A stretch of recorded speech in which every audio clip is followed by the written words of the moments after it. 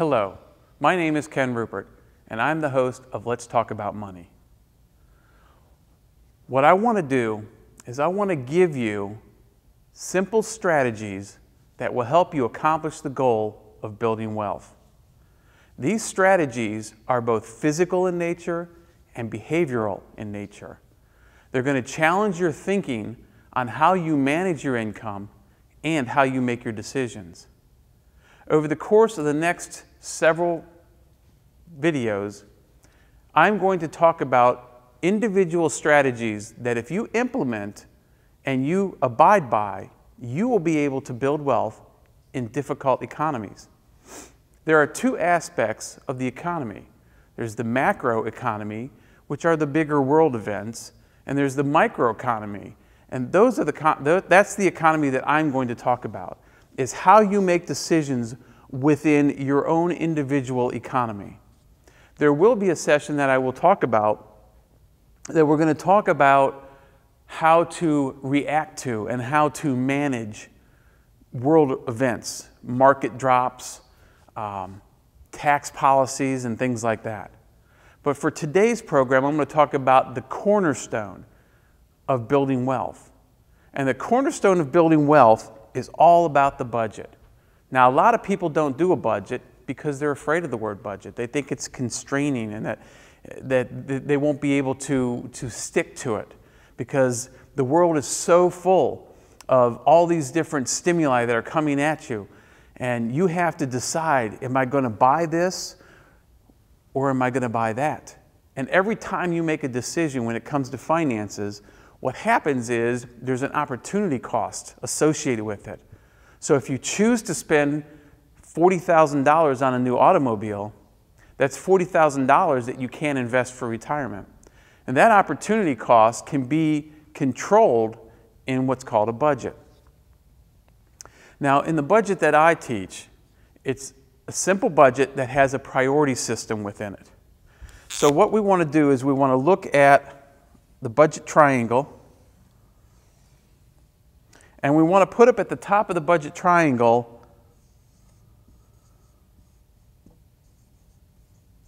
obligations. Obligations are those things such as taxes and company-sponsored benefits. Those type of expenses come right out of your paycheck. So it's kind of easy to make those a priority because you really don't have much of a say over it. But you can manage the amount of taxes that's taken out of your paycheck by changing the number of dependents or deductions that you're actually making in those taxes. But something else that you have to put at the top priority, and this is the top priority in your budget: obligations. The other things that you should include in the top priority are savings and investments and charitable giving. Even if you're not a person of faith, you still should take some of what you earn and pay it forward. That's charitable giving. It doesn't have to necessarily be to a religious organization, but it should be some way that teaches you, and that's what a charitable giving does. It teaches you the factor of helping others along who may not have the same opportunities and advantages that you have.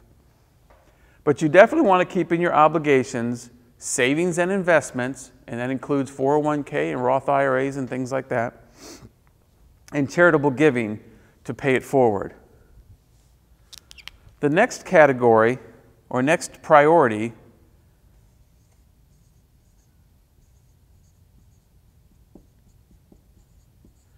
are necessities.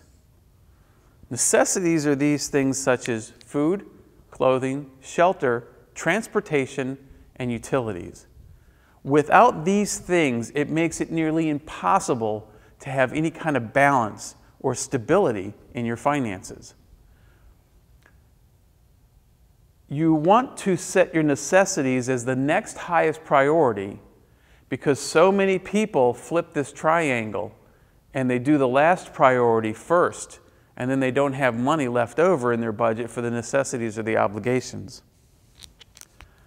The third priority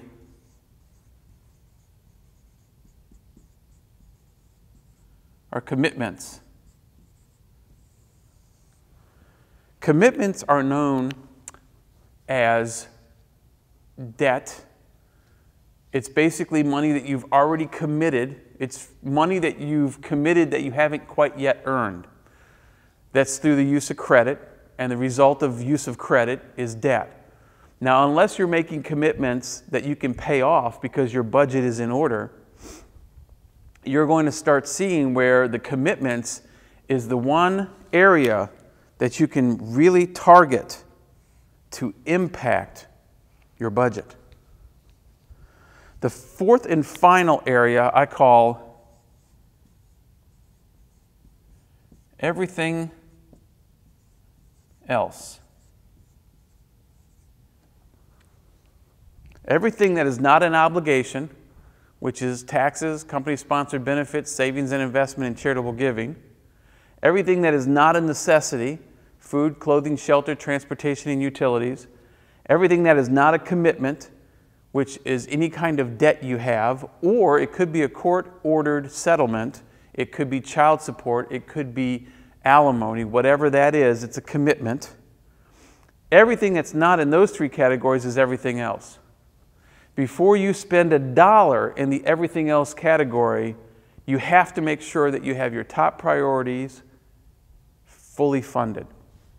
What happens is when most people do these priorities, they start to run out of money right around here. And what happens is they still want everything else. And so they use credit to get everything else because they don't have enough money to fund the other categories. The residual result of credit is debt. And the debt starts to pile up. There is a program, and the next program we talk about, we're going to talk about how to eliminate this debt. We're going to give you a process, we're going to give you a matrix, a debt matrix that's going to teach you a full-fledged, an easy way to get rid of these commitments. But the main key of today's program is to focus on how you prioritize your income, from the obligations to the necessities to the commitments to everything else. And you do not move to the next priority until you've completed the priority prior to it. The final aspect of the income prioritization strategy, and that's what I'm calling this. The income priority strategy is known as the wants strategy. Obligations, necessities, commitments, and everything else. Your goal in building wealth is going to drive you to taking the wants priority system and turning it into the one priority system. The idea is to get rid of commitments. Commitments, like I said, are debt. And debt happens. It's a residual effect of people who are trying to artificially inflate their income through the use of credit. And once you've gotten used to doing that, it's going to take a major behavioral shift to get you from wants to one. But if you can get your budget priorities aligned where you're just the one, you're going to find that your ability to build wealth is greatly increased. Now, based on this model, our target is to get to the one priority. But when we talk about obligations, we're talking probably about 17%, no more than 17% of your income when you start, as long as you still have commitments, about 17% of your income goes towards obligations. So when you're talking about items like taxes, you have to look at the way to reduce your taxes. And we're going to talk about this when we're talking about wealth preservation. That's another module. You also have to look at necessities being the greatest portion of your income because of house payments and rent, property taxes, and things like that. We're thinking necessities are going to probably be about 45% of your income. Food, clothing, shelter, transportation, and utilities, they take up a lot of your income. Your commitments, if they are greater than 15% of your income, then you really have to focus on this particular part of the priorities system. Because if you take this 15% and you're able to eliminate your debt, you can then apply this 15% up to your obligations where savings and investments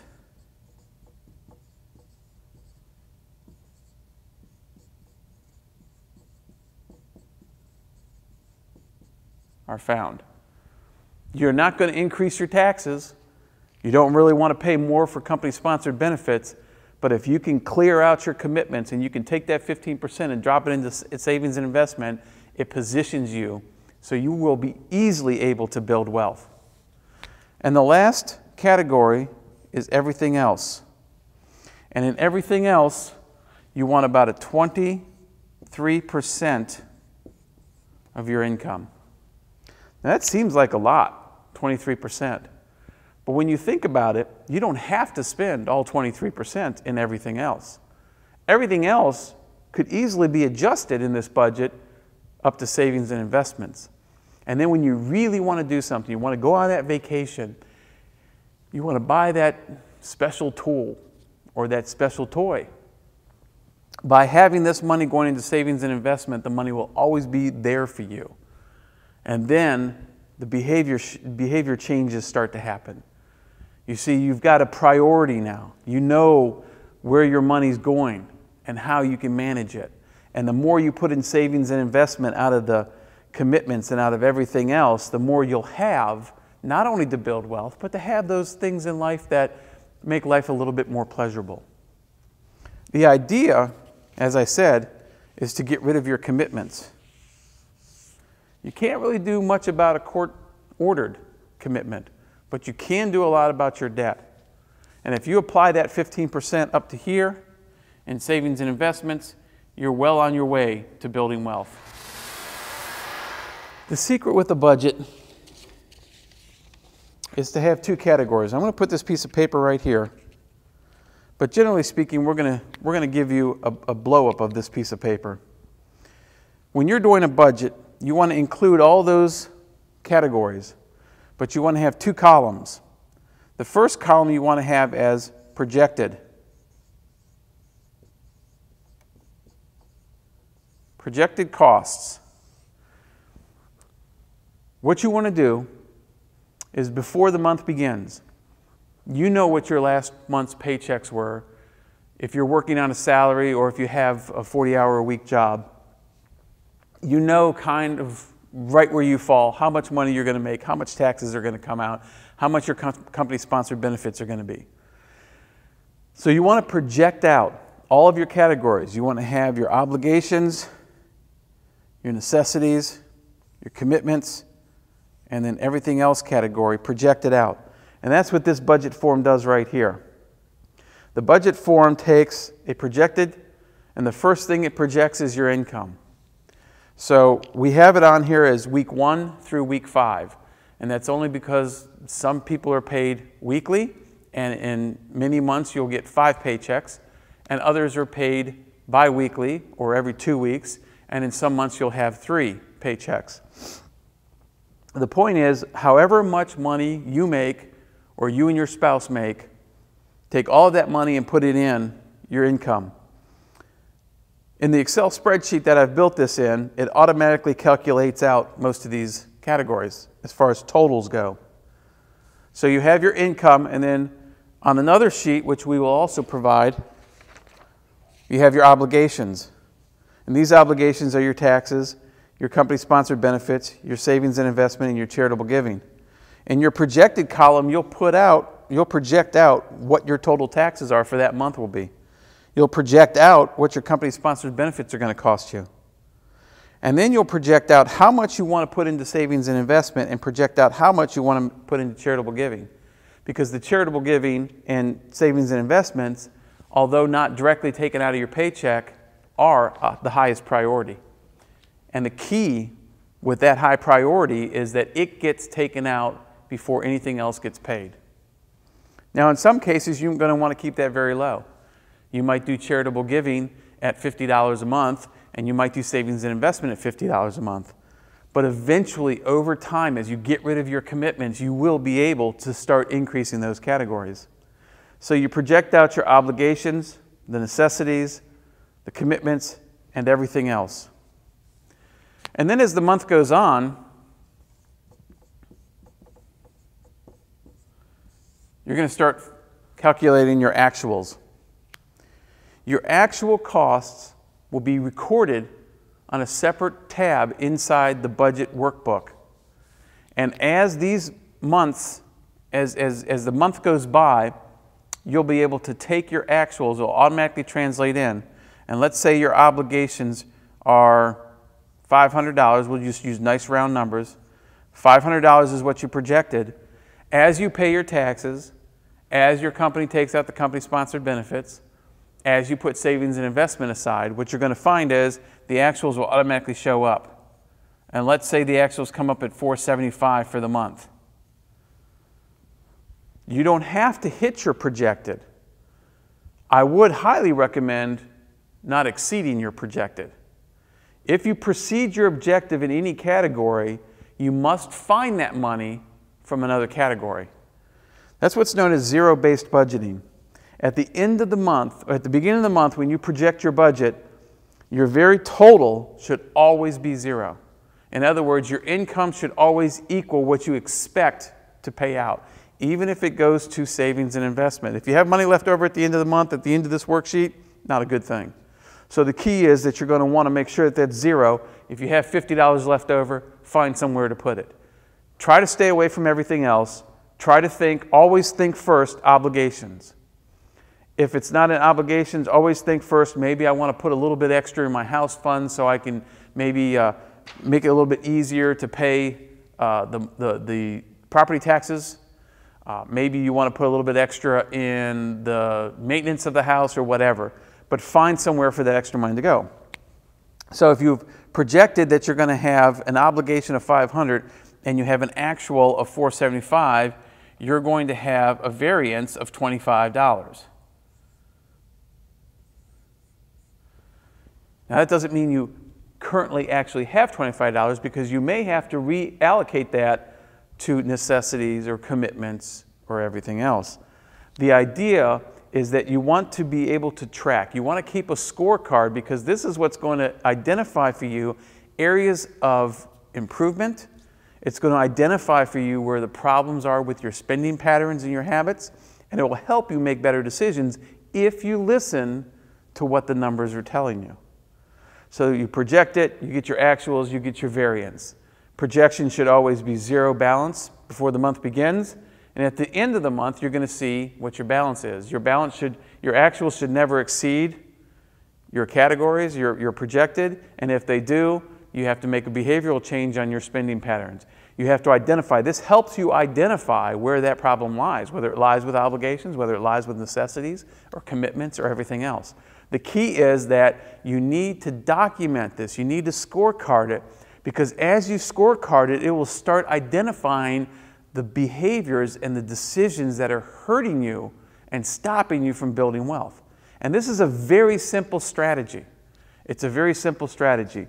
And this workbook that I've put together in Excel, if you have Excel and you're interested in actually working this process, and I'm available. I have a website. My website is kenrupert.com. You can go on there and go to the Contact tab and say, hey, I saw your vodcast and I'd really be interested in learning about this. And then we can get together and sit down and kind of go through it, and I can kind of explain it more in detail. And then we can take it and make it fit your reality.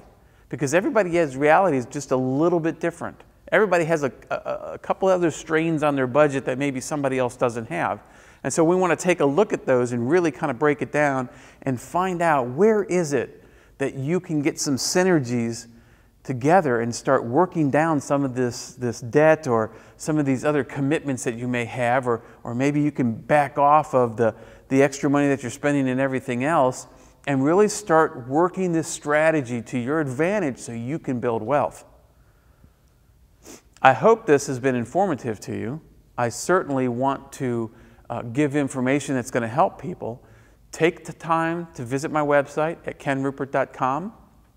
You can also take your time, if you want to get more information like this, to click on the link below, and you'll subscribe to the Facebook or to the YouTube video, the YouTube page for the Media Center, and we're going to be doing many more of these vodcasts, and so that will give you the opportunity to get updated information.